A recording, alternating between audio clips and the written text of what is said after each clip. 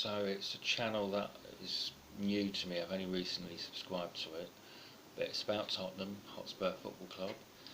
I touched up on it before in saying they do regular posts. They let you know what the players are doing in training, what's going on with matches, highlights, what the players are doing outside of the ground in their own time, when they're going away, holidays, etc. It's really interesting and really good.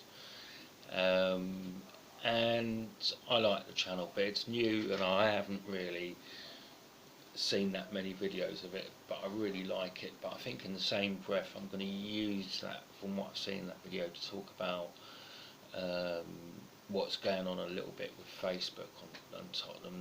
There's a lot of really good stuff going there. I don't really use Facebook much, but the connections that I've got with some of the fans, each and every one of them that have started their own pages or their own groups, are absolute characters. And no matter how much money you pump into the game, no matter how much you try and put it to the average middle class man, you cannot and will not ever take away those characters. They're there, and every club's got them, and they're only a few people. But if you ask me, players, managers come and go, but those supporters, they're there for life. They're born into it, and they are so committed. They are so committed, not just financially, not just in time, but in effort, in what they're doing, and it's just priceless. And these characters make me laugh. They're all different ages. Some are young, some are older, but they've got a passion about Tottenham. They've got a passion about football, but they really have been brought up into it, and you can see it. And it is so fantastic to watch, and to hear their comments and their laughter and their videos on YouTube. They're the ones that make the club special, and before they were born, their parents would have, and their parents' parents would have, or their friends, their parents would have. So yeah, that's really one thing I wanted to say. I think a lot of Tottenham's success and Tottenham's charisma comes from those base hardcore fans that are at every game and have been for decades. So I wanted to recognise them, and obviously now it brings me on to who we've got at the club at the moment and what's going on there. And you know, any supporter of Tottenham will know what Mauricio is doing is just full on 100% commitment, and he is not like a normal manager. We haven't had someone like that since, to be honest with you, I don't think we've had someone like that as a club since Bill Nicholson and Arthur Rowe before him. Those those three managers for me just are doing something at that club amazingly well. Arthur Rowe had designed his own tactics and his own ways with Tottenham and got success from it. Bill Nicholson was taught by Rowe and just became even more successful and pushed on from what Rowe had done.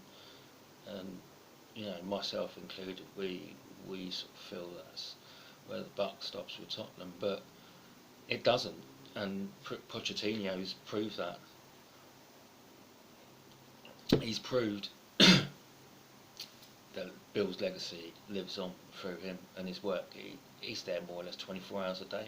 Pochettino, he's an amazing actual footballer himself, and he's young, and he's honest when he makes a mistake, and he's honest when he does well, and with that you can only improve, and that's what he's done with the last few years at Tottenham. And I think all the fans have realised and given him time, but now we're realising what an amazing manager we've got there.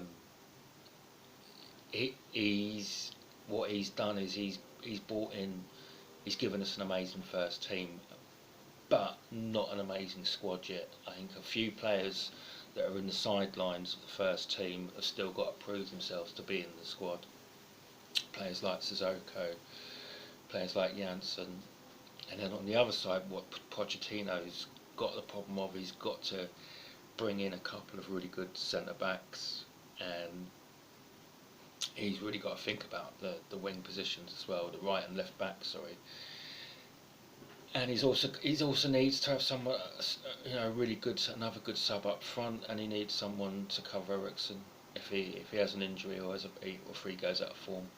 Um, and what do you do? I mean, I think for Ericsson, you'd want someone like Isco, someone of that quality. I'm not saying Isco, but you'd want someone of that quality, um, and someone who's willing to play in the squad rather than just in the team, which is not easy as well. Now, there's a lot of talk about Gareth Bale coming back. We do know that in his contract, Tottenham is the first club that he must look at and enter talks with if he was to leave Real Madrid. That's something to consider. Um, Bale's grown as a footballer, um, especially for Wales, and he's proved that he could be an essential squad player. I mean, Son has been an essential squad player in many respects, but Bale could make an impact for Tottenham without even actually starting on the first team. Say if someone like Kane or Dele Alli has an injury, or someone like Danny Rose or Ben Davis or Trippier, someone like that. If they have an injury, see what I'm saying? Bale can cover left back, right back. He can cover on the right wing, the left wing, and he's also proved himself as well for Wales that he can play centre forward. He's quite a tall bloke. He's good in the air. He can finish. He's fast. Um, he would be great. And we do need a couple of players like that for Tottenham. But I think where we really need to sort it out is getting a really good sub goalkeeper, two really good sub central backs, someone to sub at right back. Our midfield is good. I think players like Son and Winks really do us proud. They're really good for Tottenham because they're holding things there and they are making sure that no matter what happens to Wanyama or Dembele, those are the sort of players that can come in. And also Dyer as well. He can mop up behind and shut up shop when's needed. These are very versatile players, and in midfield I think Poch has got it sussed. What I think he hasn't got sussed is he hasn't really got anyone of Eric's playmaking ability which he needs. Son, I believe, can cover Dele Alli on the left there, but he does need someone to cover Kane as well, and that's not an easy task either. So Poch and Tottenham, it's a tough road ahead in that respect. But let's not forget one thing. Last season, we might have only finished second, but it was on pennies. And I tell you what, when it came to match of the day, who did they want to see? The neutral fan. They wanted to see Tottenham play, because we were playing the champagne football. We were playing celebration football. Win or lose, we brought excitement. We brought something different. We brought a strong sense of team play that no other team was doing. We took risks as well. We had to,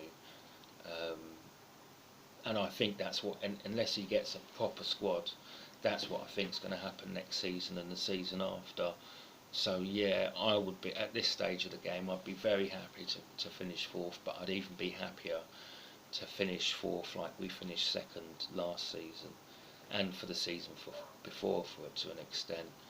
Um, Not so much on our successes and points won and games lost and all of that, just on how we played, how we entertained, how we educated the crowd, how the players let Tottenham, us supporters, know that they really are a world-class team. Um, but obviously we're not going to be a successful world-class team until we've got the same sort of depth of squad as Juve and Real.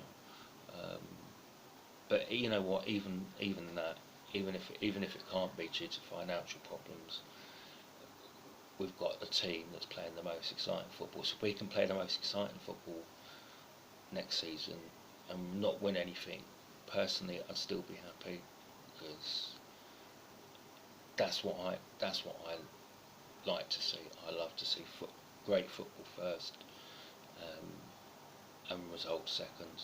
So yeah, that's what I want to say about Tottenham. I think we'll do well.